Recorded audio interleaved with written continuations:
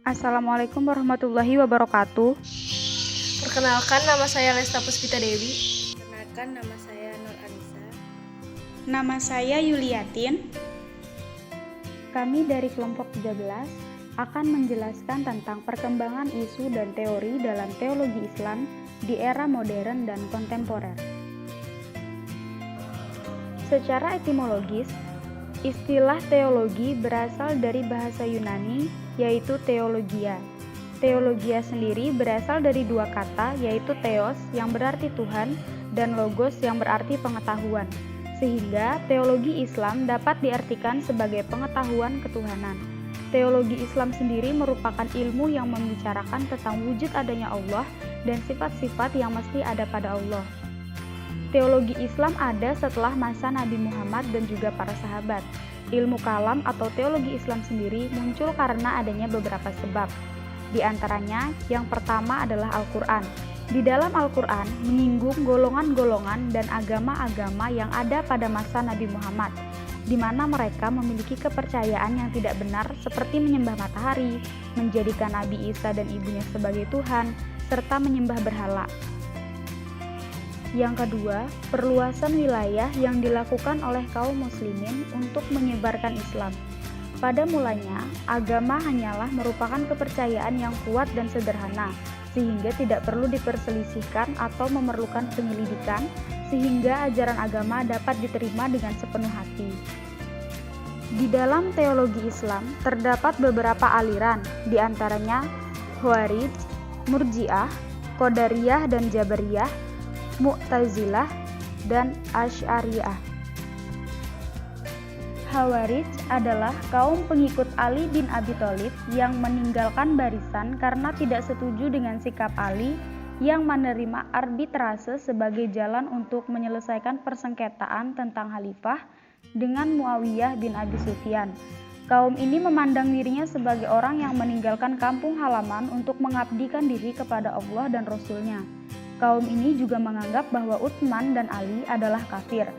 Adapun orang-orang yang terlibat dalam arbitrase adalah kafir. Mereka berpendapat bahwa orang yang mau menerima perdamaian pada saat pertempuran masih berlangsung adalah orang yang ragu tentang kebenaran pertempuran tersebut. Orang yang melakukan dosa besar seperti berzina, membunuh tanpa sebab yang sah adalah kafir. Kemudian, golongan ini akhirnya pecah menjadi golongan-golongan kecil dan terus mengadakan perlawanan terhadap penguasa Islam pada masanya. Murji'ah adalah kaum yang muncul ketika terjadi pertentangan antara dua golongan, yaitu Khawarij yang menentang Ali dengan Syiah yang membela Ali. Golongan ini disebut sebagai golongan netral karena tidak mengeluarkan tentang pendapat siapa yang salah dan siapa yang benar.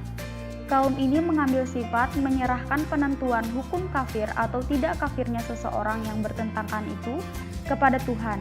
Kaum ini berpendapat bahwa orang yang melakukan dosa besar tidak dianggap kafir. Artinya, mereka tetap mukmin dan tidak akan kekal di dalam neraka. Kaum ini juga terpecah menjadi golongan kecil, di antaranya adalah golongan moderat dan golongan ekstrem. Golongan moderat sendiri berpendapat bahwa orang yang berdosa besar bukanlah kafir dan tidak kekal dalam neraka, tetapi akan dihukum dengan jangka yang sesuai dengan besarnya dosa yang dilakukan, serta ada kemungkinan bahwa Tuhan akan mengampuni dosanya. Qadariyah dan Jabariyah. Qadariyah sendiri berasal dari pengertian bahwa manusia terpaksa tunduk pada qadar Tuhan atau free will. Menurut paham ini, manusia mempunyai kebebasan dan kekuatan sendiri untuk mewujudkan perbuatan-perbuatannya. Namun sebaliknya dengan kaum Jabariyah, mereka berpendapat bahwa manusia tidak mempunyai kemerdekaan dalam menentukan kehendak dan perbuatannya. Perbuatan manusia telah ditentukan dari semula oleh qada dan qadar Tuhan. Sebelum adanya Islam, masyarakat Arab dipengaruhi oleh paham Jabariyah. Pada waktu itu, bangsa Arab bersifat serba sederhana dan jauh dari pengetahuan. Oleh karena itu, ketika paham Qadariyah dibawa ke dalam kalangan mereka, terjadi kegoncangan dan penentangan paham Qadariyah. Menurut kaum Qadariyah, manusia berkuasa atas perbuatan-perbuatannya. Manusia sendirilah yang menentukan perbuatan-perbuatan baik atas kehendak dan kekuasaannya sendiri.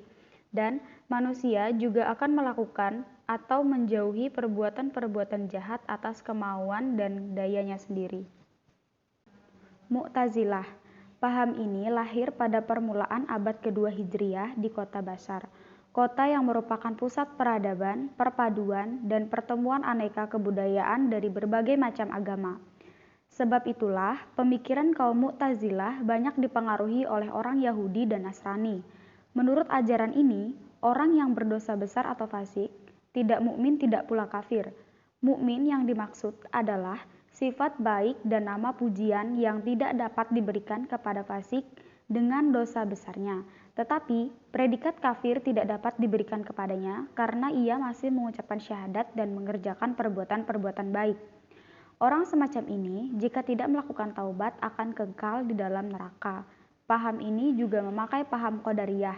Jika manusia sendiri yang menentukan perbuatan baik dan jahat, iman dan kufur, serta patuh dan tidak patuh kepada Tuhan, Tuhan tidak akan menurunkan perintah pada manusia untuk berbuat sesuatu jika manusia tidak mempunyai kekuatan untuk membuatnya. Asy'ariyah. Paham ini muncul karena adanya perpecahan yang dialami kaum muslim.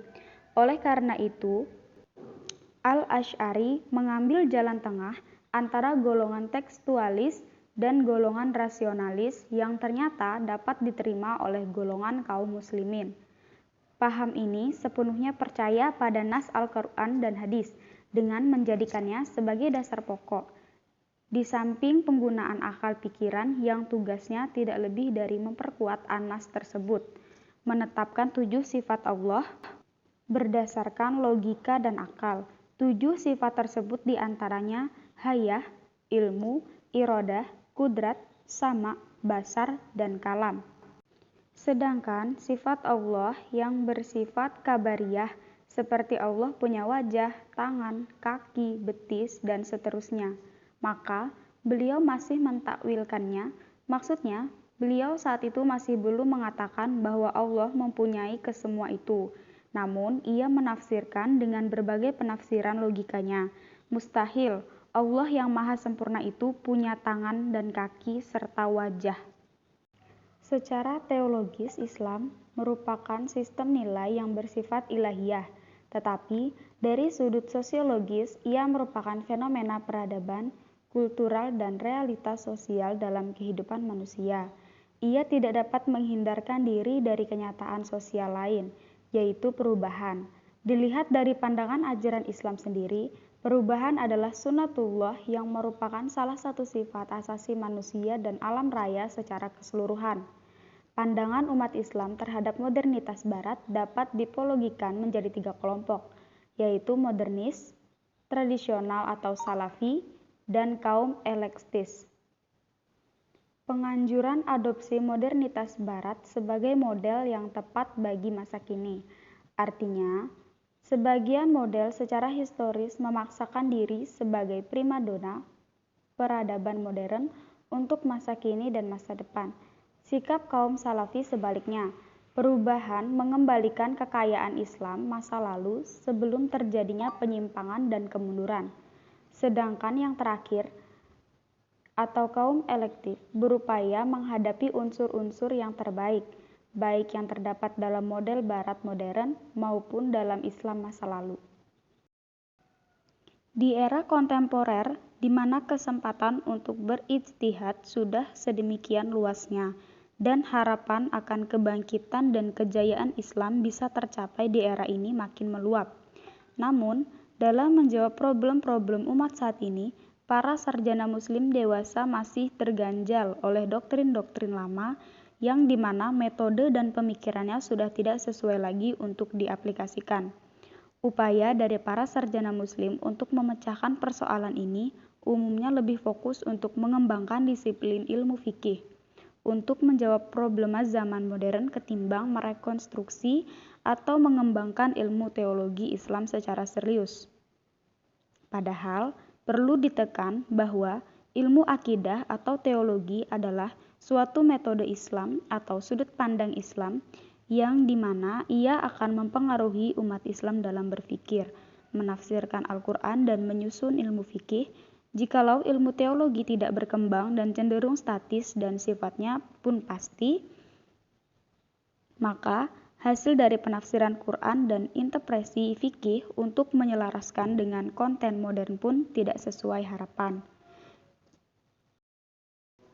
Teologi Islam kontemporer.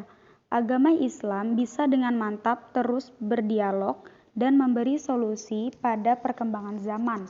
Menghidupkan kembali alam pikiran Islam amat dibutuhkan oleh umat Islam saat ini, di mana saat ini umat Islam sedang terombang-ambing dan merasa terhantam oleh kemajuan zaman yang bersifat sekuler, sehingga seolah-olah umat Islam kini kehilangan jati dirinya dan tak tahu bagaimana membangun teologi kontemporer yang bersifat dinamis dan dialogis.